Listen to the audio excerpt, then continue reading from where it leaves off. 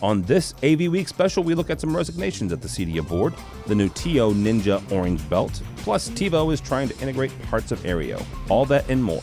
Next on an AV Week special. The network for the AV industry. What are you listening to? This is AV. This is AVNation. This is AVNation. AV Week is brought to you by our fine group of underwriters, companies like HD Base T. This is an AV Week special, Residential, Episode 2, recorded Monday, December 14th, 2015. Plays well with others. Ready. AV Week. Performing scan. Week. Online. This is AV Week. AV Week.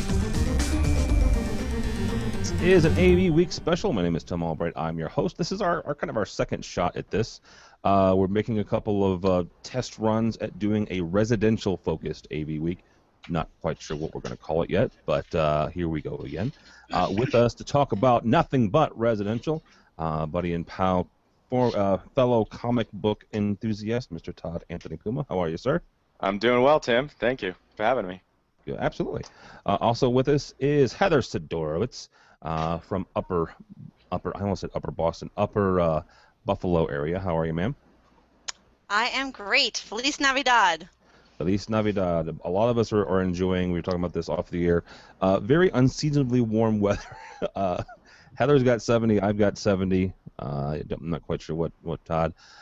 Ted well. Green also is here with us from strategy.com. How are you, sir? Doing real well, yeah. I was out shopping for Christmas trees yesterday in 73 degrees and sunshine. It was a very weird experience. Do you have shorts on? But happy holidays to everybody. Did you have shorts on, Ted? Say that again? I said, did you have shorts on? Yeah, I definitely had short-sleeve T-shirt on. Oh, there you go.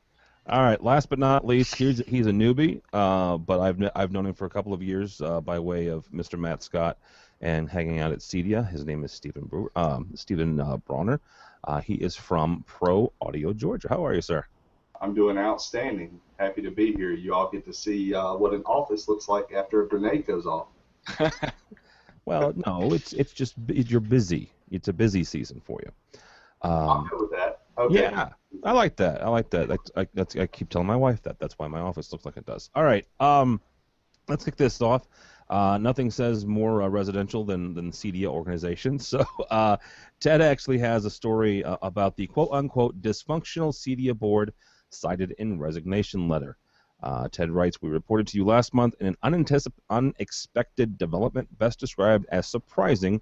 Two members of CEDIA's board of directors, Bob Brown and Richard Milson, abruptly resigned their positions within 24 hours of each other. Now, this comes along the same line at the same time that CEDIA is having their election.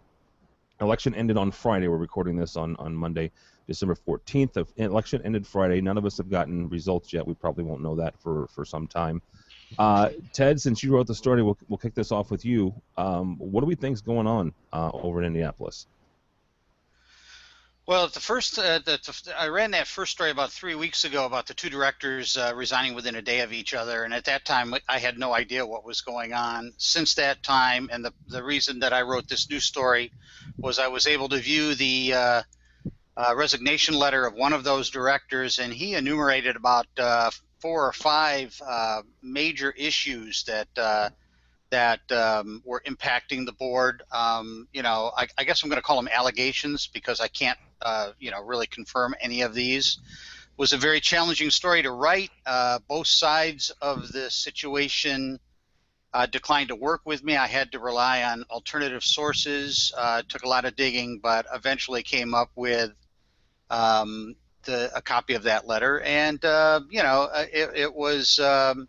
as it turned out, the resignations had nothing to do with the upcoming election.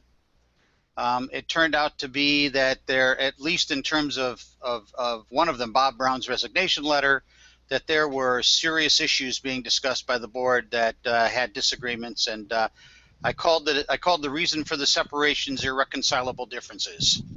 That's a good way to state it. Heather, you're a volunteer at CEDIA. What does this do? And I don't want you to talk specifically about those two people unless you feel comfortable, but just in general, having two members resign at the same time that they're having elections, what does that do for the organization? You know, I'm their membership chair this year, and I have to say the trickle down is not felt at all. So I think that the board almost remains agnostic to the rest of the working members and volunteers. I've done some judging before as well, and I was the chair of that before. But I've really never had a lot of interaction with the board to begin with, unless I knew them previously. So I think they almost, I don't know if it's because we're the size of our association of why there's that separation kind of between church and state. But it is there. So I didn't even know this whole story until I was reading Ted's article, which was fantastic. It was, wonderful and meaty. So yeah, I almost think that they keep it disconnected. Oh, okay. Stephen, as somebody who attends and has attended CEDIA for a long time, what does this do for you as an attendee and also as a member? Absolutely nothing. I'll tell you, the board members are there. They set policies, but they're more like kind of the Queen of England, where they're like a figurehead. I can't remember the last time anything happened with me or my company or with the industry, and it had anything to do with a board member at CEDIA. They're good for getting out there and getting the word out, and maybe they're working behind the scenes and they're the unsung heroes. But to be honest with you, I'm a CEDIA member. I've been a CEDIA member for years. I've never voted in a CEDIA election because I just don't see the point. So I know the two gentlemen, and I don't have any ill words or anything about any of them or any of the other board members. I think they're great people. I've met them, but to say that it has any effect on my business, or as far as I can feel as a company owner, to say it has any effect on the industry, I think that may be a stretch. Okay, interesting. Todd, from your perspective, Stephen says, it doesn't have really, especially the board, doesn't have a whole lot of impact on the industry. Do you feel any impact from the board, or is it, like you said, just kind of a figurehead? Well, let's see what's going to happen. This change can be good. CEDIA is going through a major change at this point with Vincent Bruno taking head, and I believe that he's going to do a fantastic job based on what we spoke about and his plans are for CEDIA. I'm excited to see what's going to happen. Now, we're talking about these two board members. I didn't know them well, but let's say that this can bring more change to our industry. This can bring better things to happen for our industry. Let's bring the excitement in this story and talk about, great, we're going to have two people that are going to take their position, and possibly maybe they will be the face, maybe there will be change, maybe they will be doing more for our companies, Heather and myself, Stephen, and let's embrace this at this point, and let's see what's going to happen. All right, let's see what's going to happen. Tim, if I can just add one comment. What I've learned from my reporting is that there are three centers of power or authority in the CEDIA organization. There's the staff, who are the day-to-day, folks that are engaged in a myriad of activities on, running the organization. Then there's the executive committee, which is a separate structure of, which, if I'm not mistaken, is assembled through appointment. And then there's the board of directors. As Stephen said, for a long time, the board of directors was, largely a ceremonial organization. But there has been some initiative from some of the members of the board to make it a little more meaty, a little more functional. And I think some of what we're running into is just separate powers kind of bumping into each other. I also had an off-the-record meeting with new CEO Vin Bruno. And I don't think he would mind if I said, it was off the record, so I can't relay what we discussed. But I share some of Todd's, optimism that, he has some great ideas for what he'd like to do. He is aware of some of the issues that have been raised in this matter, and we'll see see where it goes. But just to leave a little bit of a cliffhanger, there is definitely more of this story to come out. I am still digging in. Every time I run a story, I get lots of new sources who come forward with new information, and some of the issues that were raised in the Brown letter, haven't been fully addressed in the eyes of many of the members. So, we'll see where it goes. But some of this could be growing pains. This organization has been around for a couple of decades now, and it's been run in essentially the same manner. So some of this could be growing pains as it looks to stage itself for that next level, the future. Yeah, that kids is what you call a tease. So, and Ted's website is strata-g.com. He didn't pay me to say that. He's just a nice guy, and you should read his stuff. So. All right. GEE, yes. Okay, so the next story we're going to talk about is Tio, and God love Tio. They try an awful hard, and I'm gonna start with Heather. I'm gonna end with Ted, and the main reason for this is I have two gentlemen who are passionately not in the Tio camp. So I'm gonna kind of sandwich this here. All right. So Heather. So the story is Tio is TIO. If you don't know what that is, turn it on. It's had a long history. It's had some significant bumps and bruises. There were times where they were darn near out of business. A few years ago, I guess about a year ago or so, Anuva Automation purchased them. Now they're developing this training course. They're calling it a Tivo or a Tio Ninja, and now they have the Tio Ninja Orange Belt training module. Heather, we'll take this from the business standpoint and from the employee development standpoint. Having stuff like this, what does that do when it comes to you guys making a decision which control platform to go down when it comes to making sure that they have education? I think that Tio's never really gotten off the ground, so I almost feel at this point they need a name change because they need to come back to market as something new and fresh. But because we've seen them kind of hovering around for the last few years without successfully getting off the ground, I, as an owner, become hesitant because what has changed this time? I think you have to come out strong from the gate. And something I've definitely learned the hard way is the training can be there till you're blue in the face. You could have the best training in the world, but if you don't have a product to back up that training, that's a company that and when a problem goes wrong, you can't get that problem fixed. None of their engineers are stateside. They're all far, far away. So I almost feel like Tio, they need a facelift. They need like a name change. I feel like they've hovered from the ground just too long for me to jump in, no matter how good the training was. Okay. All right. Mr. Puma, from your standpoint, I understand that Todd is a big proponent of one particular control system, but from taking a look at even from that position, taking a look at these guys, this training module that they have coming up, what does that do as far as a business decision? Listen, training is everything to every single business owner. Getting you guys properly educated, implementing, a new day-to-day structure, and just getting it done right. But on Heather's standpoint is, taking chances with manufacturers is not something that I'm willing on doing anymore. Tio has been around for a while. They haven't put a staple in this industry at this point, but I have to respect them for trying and can constantly keep them going back to market. Yeah, the facelift idea is great. Heather, you should talk to them about that because that's what they should do, is change their name and, start from scratch again. I took plenty of chances before, and that's what got me to Crestron, is I tried every manufacturer, and some worked great and some didn't work, and some just didn't fit my clientele. And at this point, Tio is not the solution for us, and I wouldn't not at this point be giving them a shot until I see something, groundbreaking. But does it have to be groundbreaking, or does it just have to be stable? It has to work, yes. It has to be stable. All right, Mr. Steven, when again, Steven has a different point of view when it comes to control systems.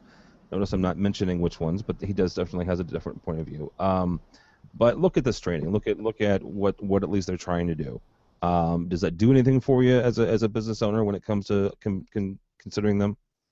Well, first thing I want to say is, in order to be a real ninja and have your sword, A very nice sword there.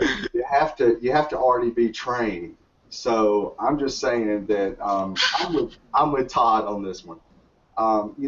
All real gentlemen, all integrators, including our wonderful lady integrators like Heather, we all have to depend on quality systems that have backups, systems that whenever we have a problem, we can call someone and go, hey, what seems to be the problem here?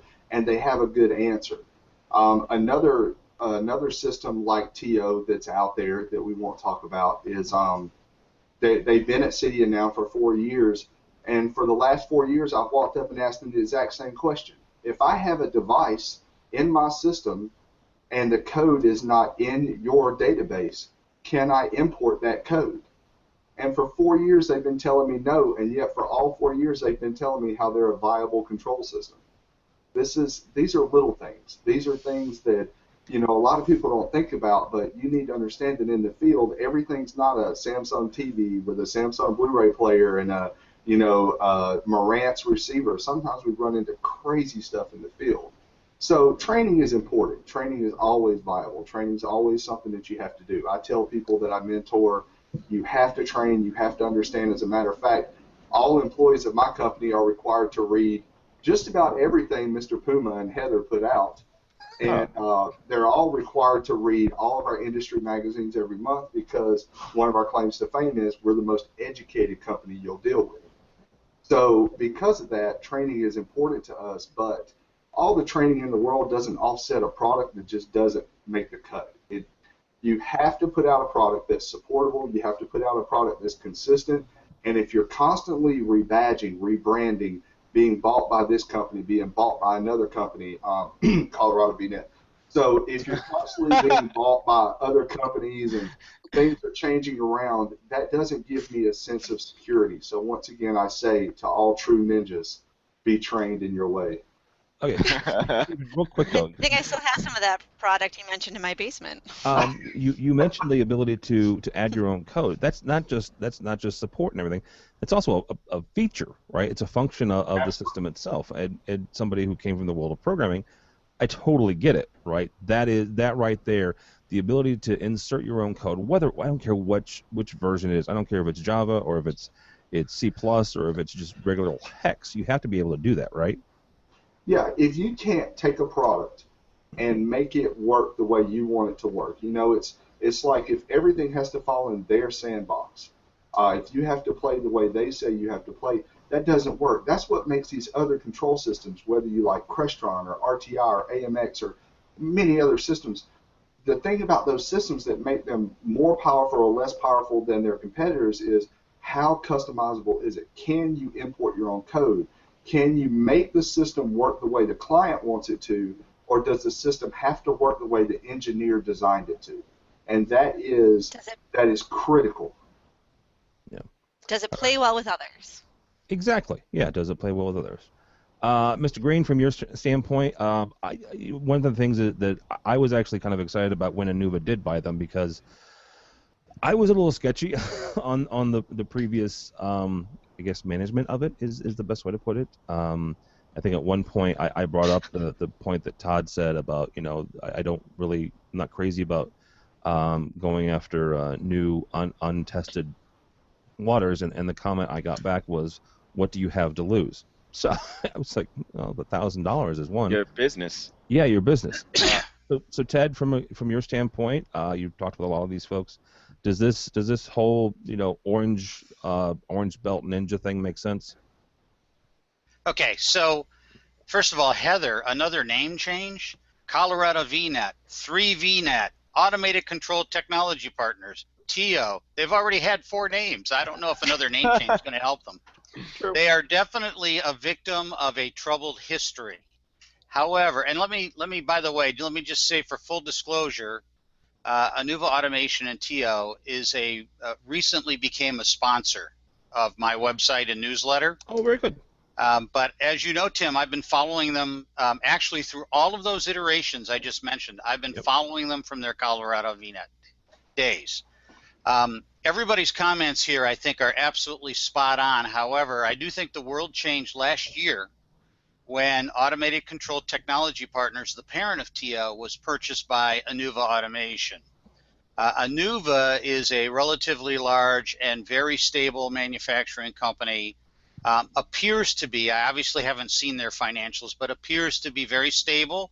They've invested a lot of money, and I think we've seen in the last 6 months probably the greatest stability from that company that you've ever seen. So that's point number one. Point number two, again, with all due respect to the my colleagues here on this in this webinar, the fact is that TIO is not, you can't use the same grade of judgment with a TIO as you do with a Crestron or an AMX. You know, the industry is a wide panoply of options. You have everything from sort of the dedicated hardware, custom code companies, Crestron's AMX, to the all software-driven home automation via HomeKit, still yet coming from HomeKit and Android and some of the other options that are out there. And at the center of those two universes is TIO. This is what fascinates me about TIO. Now, by the way, I don't know if they're going to make it or not, but the concept is a very interesting concept. I can buy into what they're doing strategically. And, you know, essentially what they're doing is trying to have, you know, very simple to operate. They started from the consumer and worked backwards to design the system to make it as simple to operate as possible. Now, I also think it's fascinating to me that a company offering one of the simplest systems out there recognized that at the same time, because of the uniqueness of their design, their hardware and software design, that from day one they had to have training. I think that's really the point of the ninja training.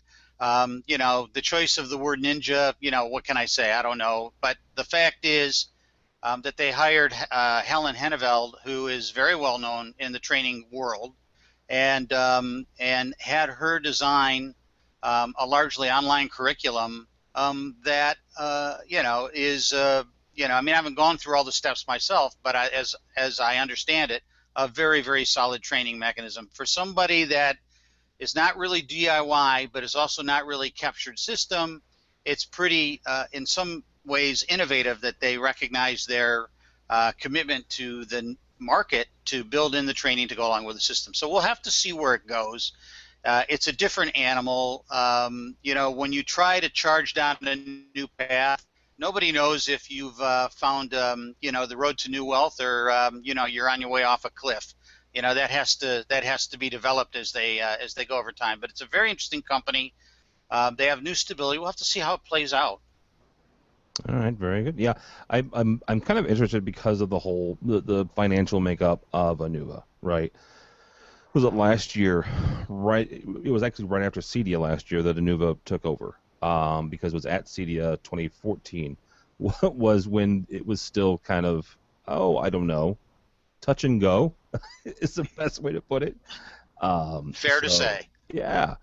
All right, last story here, and we'll wrap it up and let you guys get on your way. Tivo, not to be confused with Tio, and I probably should have separated the stories if I was, you know, somewhat intelligent this Monday morning.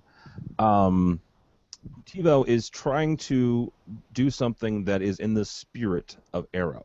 If you're not familiar with what Aereo was an over-the-air, you were able to pick up over-the-air broadcasts over the internet and over your smart devices.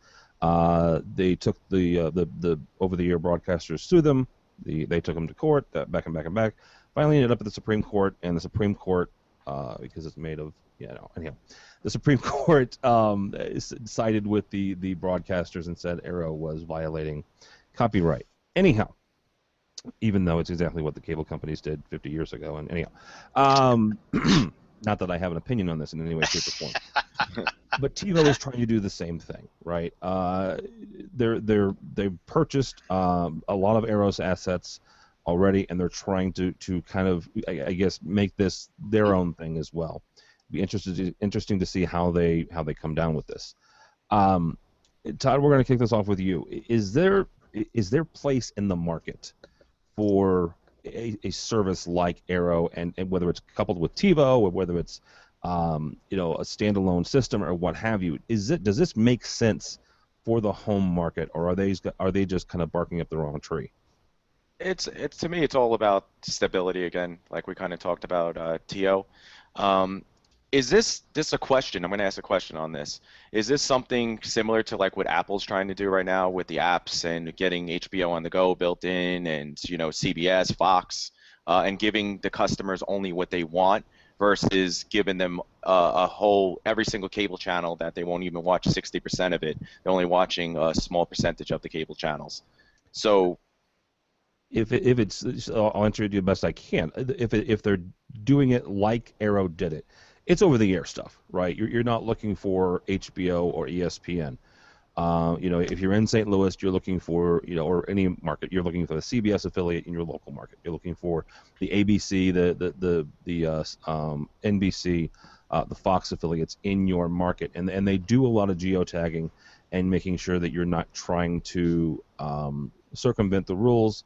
And like me watching KTLA, right? Since I'm in St. Louis, I wouldn't have access to that. So does that answer your question?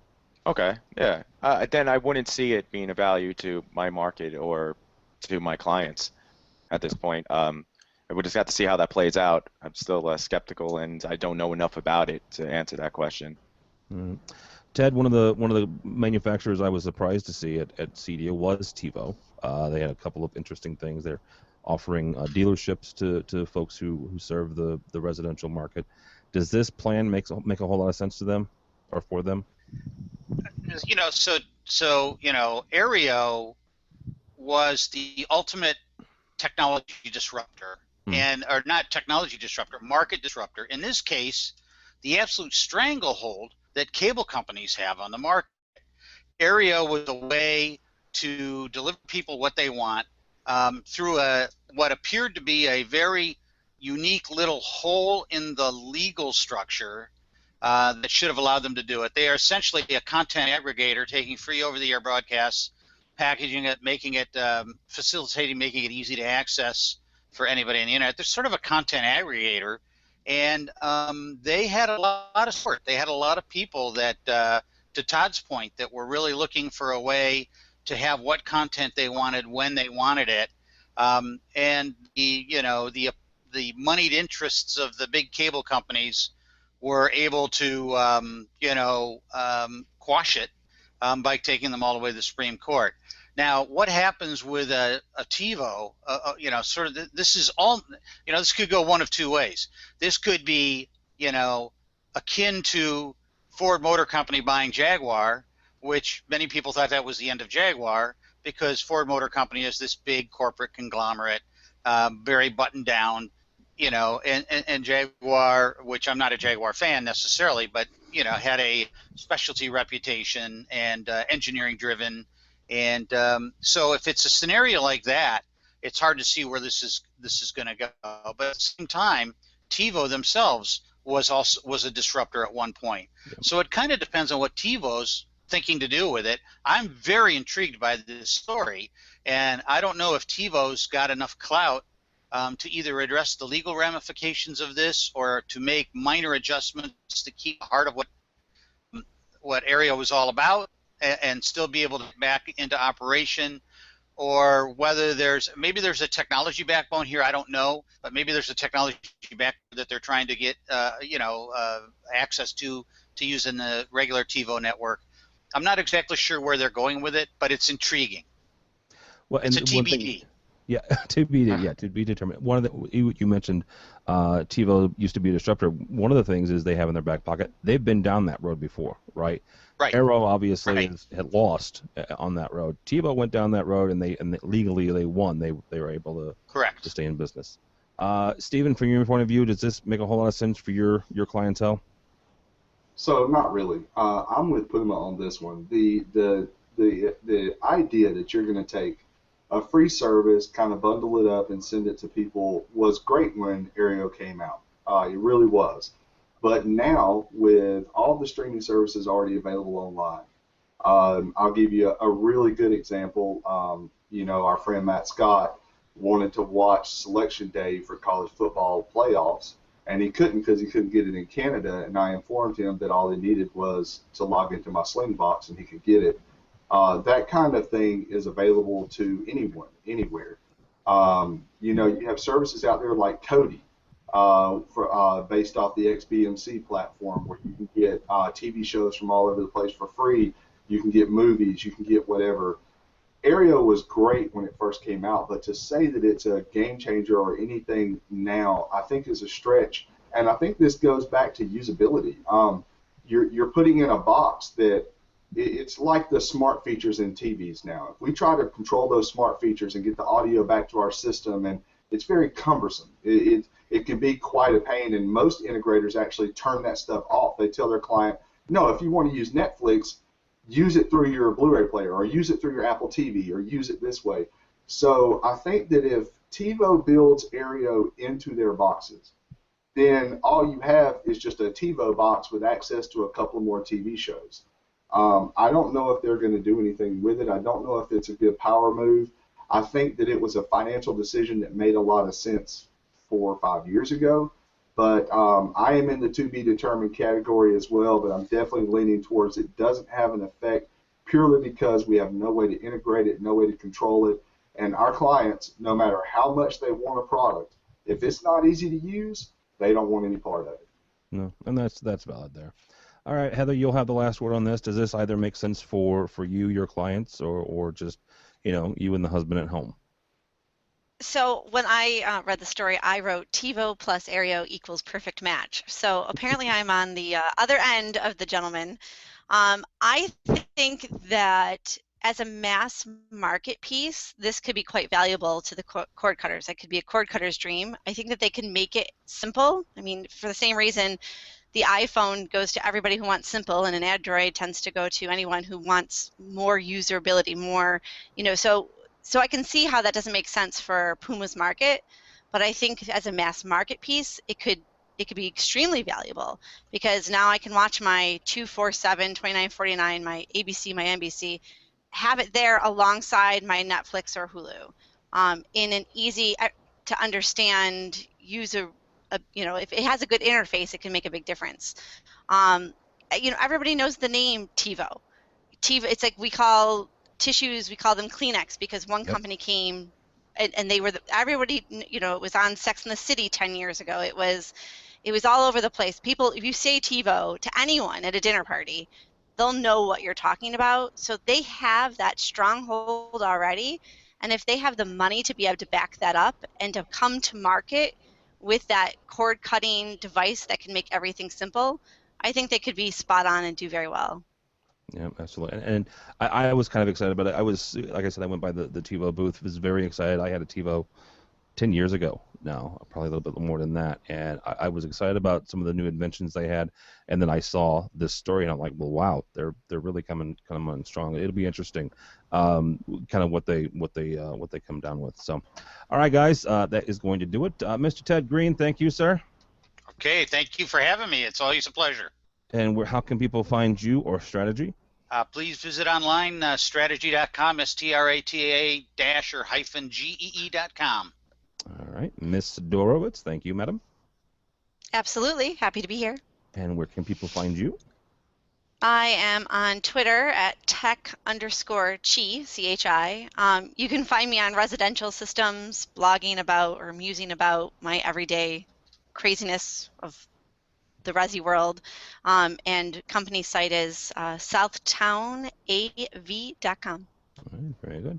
Stephen, thank you, sir. You did good on your first one, and if you're watching the video, you get to see Stephen in his little elf hat now. That is correct. I want to wish everybody a very Merry Christmas, Happy Hanukkah, Happy Holidays to those of you out there that are watching. I hope everybody enjoyed this. I did. I had a blast. I always like talking to you guys. It's fun to me to talk to people that I'm watching your videos all the time, and with Puma and Heather, I'm constantly reading your content. So I always enjoy talking with you guys, interacting with you, because you literally help me train my staff. So I appreciate being part of the crew. Yeah, that might be a little bit scary there, Steve. It can be from time to time. How can people find you if they want to, whether that's Twitter or your website or what have you? You can get me on Twitter at proaudio_GA, and website is proaudiogeorgia.com, and I'm easy to find. All right, very good. All right, last but not least, Mr. Puma, sir, thank you. Thank you so much, Tim, for having me, man. And This is great. How can people get a hold of you? You can find me on Twitter at Todd Anthony Puma, or you can find me at www.thesourcehometheater.com, as well with Heather on residentialsystems.com, blogging about everything and anything and Crestron every single second, which I'm gonna stop doing it. I promise. Yeah, at least a month or two, at least in a month. No, you're not. I'm not. You're right. He's not. You're not. You're never going to. My name is Tom Albright. Don't follow me at this point.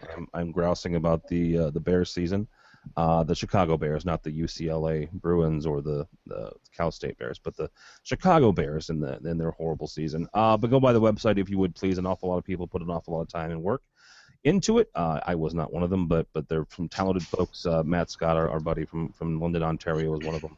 AVNation.tv, you'll find this program and a host of others. Our weekly commercial AV is called AVWeek. We do that every Friday.